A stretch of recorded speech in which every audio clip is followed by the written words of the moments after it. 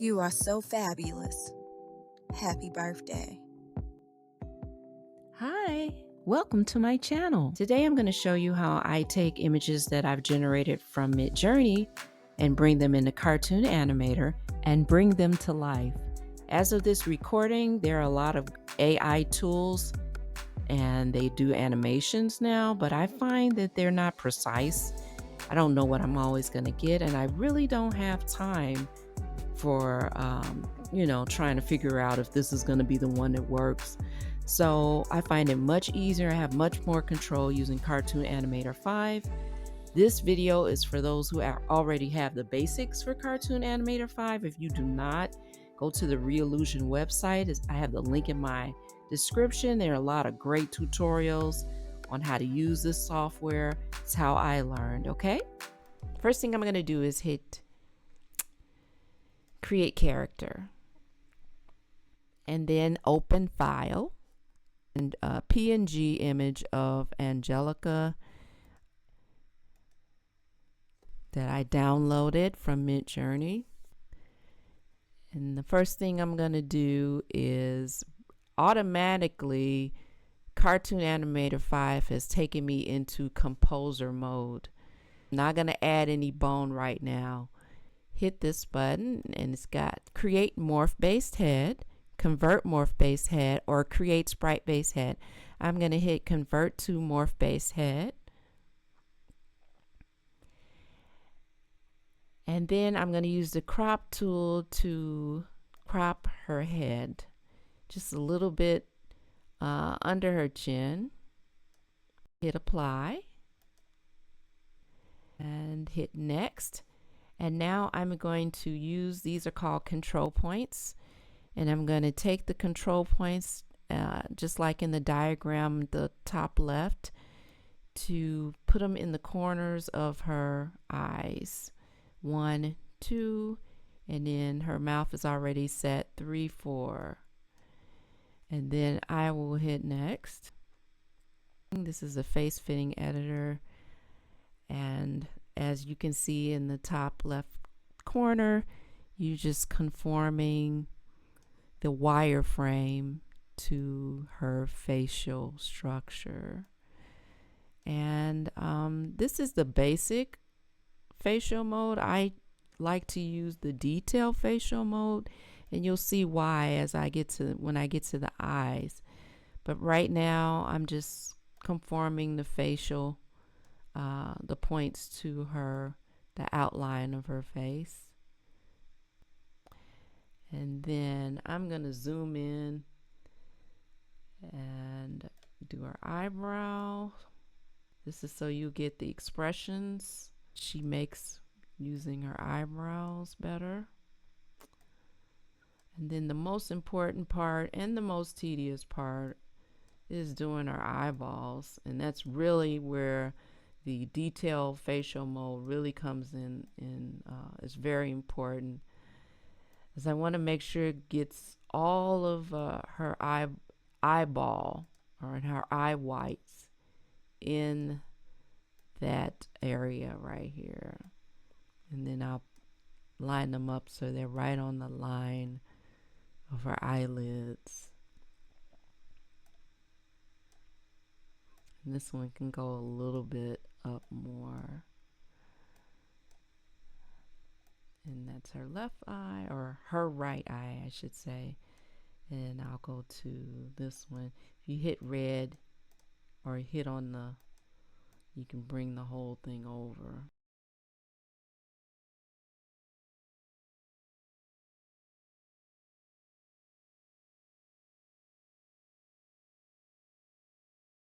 This is actually the most tedious part of the whole process, but it's worth it. The outcome, I feel, is so worth it, because it's just a little price to pay for, like I said, having some control over your images. Cartoon Animator likes for you to go into their content window and put in the eyes. They actually have a whole set of eyes that they have for you to use, but I like to use the eyes that the character already has. I find it looks more realistic. Okay, so the nose part's already done for you. And then for her mouth, like I say, you hit the outside, turns red, and you can drag it down. I take and make sure that these are in the corner of her mouth. I like to use images that are already smiling. To me, it makes the lip sync look more natural. So I'll just bring that down over her teeth. And sometimes if you want to like make her teeth part, you can have it up a little bit, but I'm just going to leave it down close to her bottom lip, the top of her bottom lip. And then you take this one and you drag it down.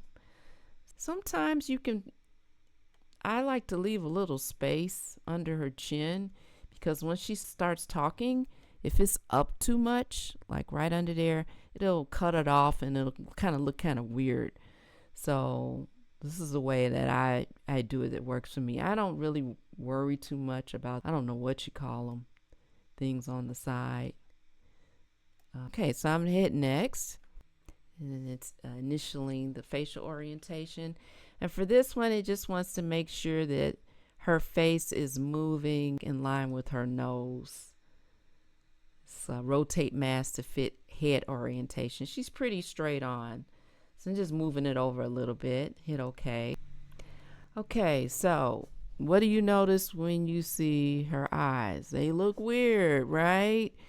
For some strange reason, Cartoon Animator always does this to my eyes. I always end up having to go back to the face fitting editor. And I'm just going to you're going to see I'm not even going to do much. I'm just going to move this and move it back. Take this over here, move it back.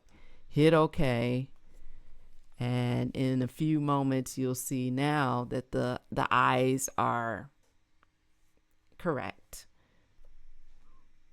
See? So when that happens to you, it may not even happen to you, but it happens to me.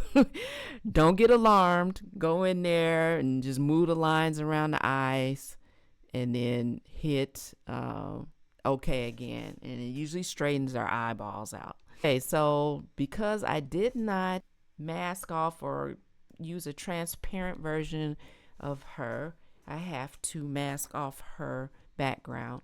Now, I usually bring them in without a background. There are so many places online where you can take off the background. And so what I'm going to do right now is I'm going to press this button here, this wand, to see what happens when I do this. Okay, it's trying to mask off the background, but if I hit this, it just undid what I had over here. So what I'm going to do is press down the shift button and you'll see the arrow. And now I can mask off the area around her head. See, this background's a bit more complicated, so it probably would have been best if I brought it in transparent.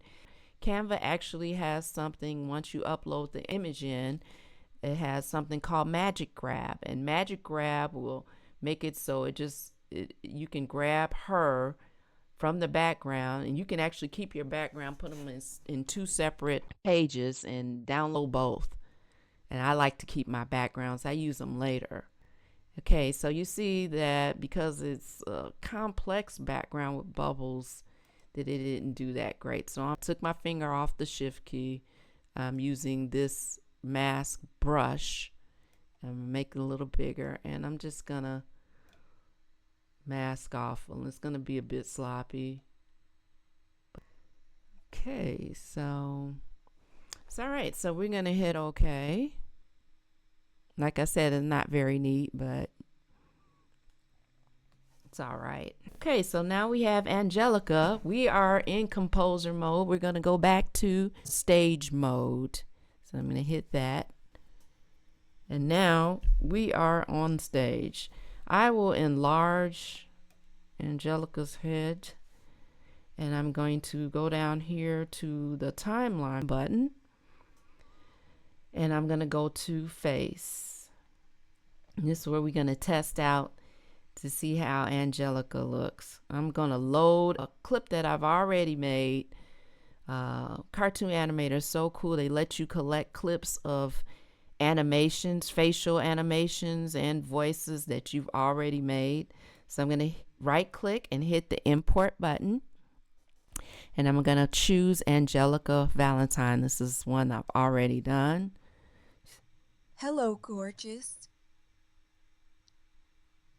You are so fabulous. Happy Valentine's Day. Okay, so that was Angelica just a bit. I know her head was moving all around. Usually it's gonna attach to a torso so it looks better. But that's just to give you an idea. Now, say for instance I move these or delete these clips.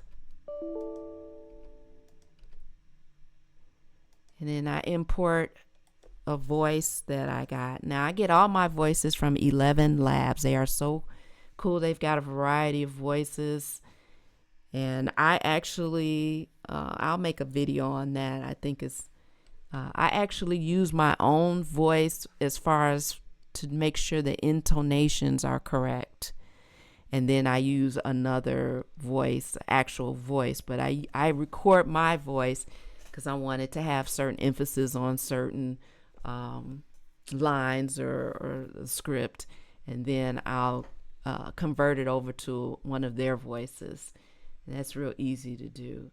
So I'm gonna take that same voice, "You Are So Amazing Valentine's Day," and I'm just gonna use that. You are so amazing. Happy Valentine's Day.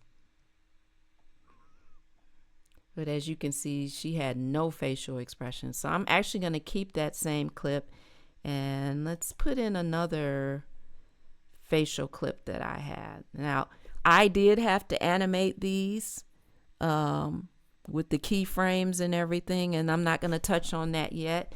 If you are familiar with Cartoon Animator, you probably already know how to do that. But if you are not, I recommend you go to Reallusions, and they'll tell you all about how to use the timeline and do the keyframings for Morph face. Most of the figures that they use now that seems to be popular in Cartoon Animator is the 360 heads. I've used those before. I have a few characters that have those, but right now I'm concentrating, and I really like what I can do with these Midjourney heads, but they're not 360 heads. They're more faced heads. So I'm going to use Phoebe Celebrate as a facial clip. See what happens there. You're invited to a celebration. Please, come join me. All right? So this is just a short video. I hope that you appreciated that. It's just a introduction to how I convert my generated AI images into Morph-based heads using Cartoon Animator 5. She doesn't have her body, but I'm going to touch on that in the next video. I'll have a lot more videos to come. If you're interested, I appreciate it if you hit the like and subscribe button. Thank you for watching.